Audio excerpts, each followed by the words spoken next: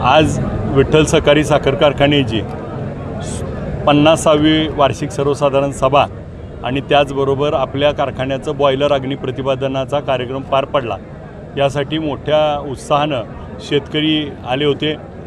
या हंगामामध्ये 20 लाख टन गाळप करण्याचं उद्दिष्ट आम्ही त्या ठिकाणी ठेवलं आहे आणि 7,500 टनाची कॅपॅसिटी आता 14,000नं कार्यान्वित करण्याचा आम्ही त्या ठिकाणी काम पूर्णत्वाला आलं आहे आणि आता यावर्षी 14,000 गाळप करण्याचं उद्दिष्ट आमचं पर डे आणि 20 लाख टन गाळप करण्याचं उद्दिष्ट आहे। या निमित्तानं दिवाळी सणासाठी माझ्या सर्व कर्मचारी बांधवांना 8.33 म्हणजे 1 महिन्याचा पगार त्या ठिकाणी बोनस म्हणून देण्याचा निर्णय आम्ही त्या ठिकाणी घेतला आहे आणि त्याचबरोबर येणाऱ्या दिवाळीसाठी 200 रुपयेचा हप्ता दुसरा पहिला 2803 रुपये दिला आहे, आता 200 रुपयानं आपण त्या ठिकाणी हप्ता देतो आहे आणि उर्वरित 500 रुपये आमचे तयार आहेत। आता ज्या कारखान्याने आपल्याबरोबर स्पर्धा करणं आवश्यक आहे, ज्यांनी 75 केलं, ज्यांनी 100 म्हणली आहेत, आम्ही आता 200 केला आहे। आता तुमचा काढा, आमचे पैसे तयार आहेत, आम्ही पुढं त्या ठिकाणी 3500 देण्यास आम्ही कटिबद्ध आहोत आणि सभासद शेतकऱ्याचा माझ्यावरती संचालक मंडळावरती विश्वास आहे की आम्ही त्या ठिकाणी कारखाना यशस्वी चालवून जाहीर केलेला दर देण्यास आम्ही बंधनकारक आहोत।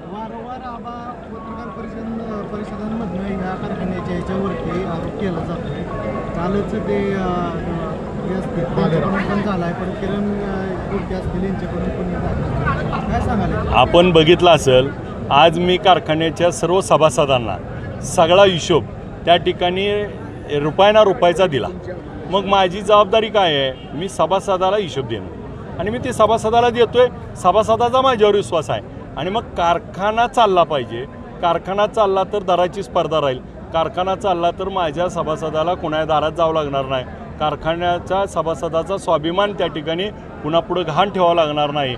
आणि पूर्वीच्या काळात आपण बघितलं असेल, कारखाना बंद पडला म्हणून सभासदाला किती यातना भोगाव्या लागल्या आणि मग जर हे त्या ठिकाणी टीका टिप्पणी करत असतील तर माझी विनंती आहे त्यांना देखील की आपण कारखान्याच्या हिताचं त्या ठिकाणी बोललं पाहिजे।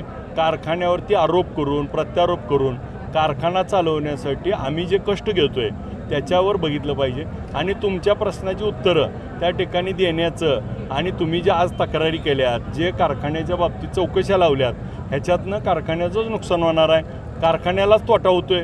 उद्या कदाचित जर काही चौकशा यांना जे वाटतात अशा जर सगळ्या मी जाहीर सभेत सांगितल्यात, याच्या प्रश्नाला उत्तरं देण्यापेक्षा आज यांनी जे चौकशा लावल्यात त्या चौकशीत आम्ही उत्तर देऊ आणि जे आमचं खरं काय आहे खोटं काय ही जगापुढं आहे त्या ठिकाणी मला त्यांना उत्तर द्यावं असं मला वाटत नाही। 347 कोटीचा विनियोग चुकीच्या पद्धतीने केल्यामुळे संचालक मंडळावर गुन्हे दाखल करायची निकाल मागणी। सगळ्यात महत्त्वाचं आपण बघितलं असेल, 347 कोटीचा हिशोब मांडला।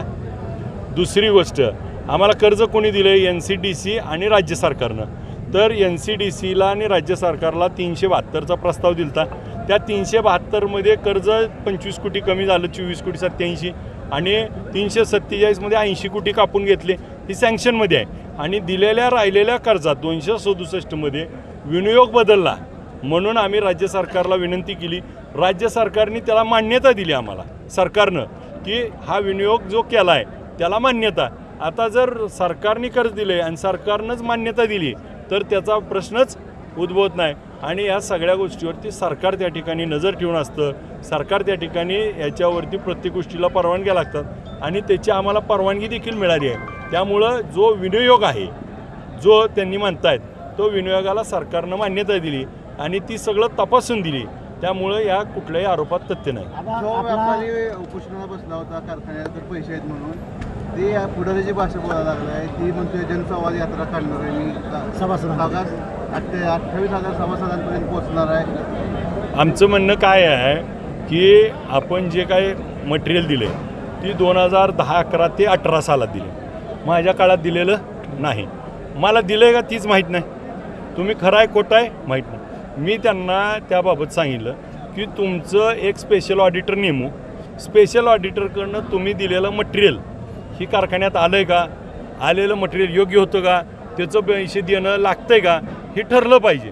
मग उपोषणाला बसल्यानंतर सर्व अधिकारी जवळच्यांनी त्या ठिकाणी आग्रह केला आणि मग या निमित्तानं माझं विनंती आहे, जर तुमची खरी बाजू आहे तर तुम्ही साखर आयुक्ताकडनं एक स्पेशल ऑडिटर नेमून घ्या कारखान्याच्या आणि देणं लागतंय का ही सिद्ध करा। आणि सिद्ध झाल्यानंतर ही करा. मुळात तुमचं देणं हा विषय आहे आणि तुम्ही संवाद यात्रा माड्यात जाऊन माझ्याविरुद्ध परत प्रेस घेणं, राजकीय ह्याच्या मागं कोण त्यांना पैसे पुरवतं आहे, काय करतं ही सगळ्याला माहीत आहे. परंतु अशा गोष्टीमुळं कारखान्याचं नुकसान करणे आणि ही मागं कुणाच्या गाडीत फिरत होते, आज काय करतात हे सगळं सगळ्याला माहीत आहे. आपला सांगोला सहकारी साखर कारखाना हा विठ्ठल मार्फत चालण्यात येणार आहे अशी चर्चा आहे. त्यावर आपली प्रतिक्रिया. मुळात एक गोष्ट बघा की सांगोला कारखाना नीट चालवला म्हणून लोकांनी विठ्ठल निवडून दिला आहे. म्हणजे सांगोला नीट चालूच आहे ना, त्याला विठ्ठल मार्फत चालवायची गरज काय? त्याला ऊस सांगोला तालुक्यात आहे, त्याला कारखाने कामगार वेगळे आहेत, त्याची यंत्रणा वेगळी आहे, मी धाराशिव बी चालवतो, असे किती आहेत. म्हणून काय विठ्ठल मार्फत चालवायची गरज नाही. सगळं बरं तिकडं चांगलं आहे ना, ती चांगलं चालवते म्हणून इकडं घेतलंय मला. आणि उलटं कसं सांगते ती. 600 कोटी कर्ज आहे म्हणून सांगितलं तुम्ही. हां, आता चालू आहे कारखान्यावर. यातलं मागल्या संचालक मंडळाचं किती आहे त्यात? आता आपल्याला मी सांगितलं तसं ती 267 कोटी रुपये की आज आम्हाला कर्ज या वर्षीचं मिळालेलं आहे. मग 327मध्ये 80 कापून घेतल्यामुळे 267च आमच्या काळातलं आहे. त्याच्यात पण 175 कोटी 87 लाख आम्ही मागचं फेडलं आहे आणि मागच्या काळातलं उर्वरित कर्ज आहे. मुळात मुद्दा काय आहे, कारखाना चांगला चालवणे आणि कारखान्याला आवश्यक असणारं जे खेळतं भांडवल आहे ते आम्ही ठेवण्याचा प्रयत्न केला. म्हणून यावर्षी टोळ्यांना पैसे देऊ शकलो. आज आम्हाला कोणा दारात कर्जाला जावं लागलं नाही.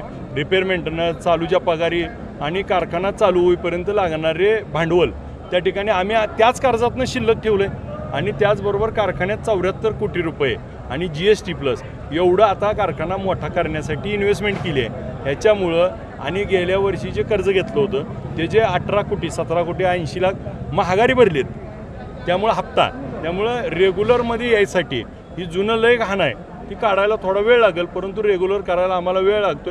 परंतु यावर्षी 20 लाख असे 2 हंगामात जर गाळप झालं तर तो कारखाना पुन्हा एकदम चांगल्या स्थितीत येण्यासाठी आम्ही प्रयत्न करू. कारखान्यावर 1100 1150 कोटीचं कर्ज आहे असं नाही मगाशी आपण मगाशीच मी लिगली कारवाई करणार नाही. एक गोष्ट अशी आहे ते कायदेशीर त्याबाबत जी चौकशी करून ह्या अशा बदनामीकारक गोष्टी होत आहेत, याला कुठंतरी थरा न देता याच्यावरती कठोर कारवाई होणं अपेक्षित आहे. आणि सभासदांची आणि संचालक मंडळाची तीच भावना आहे.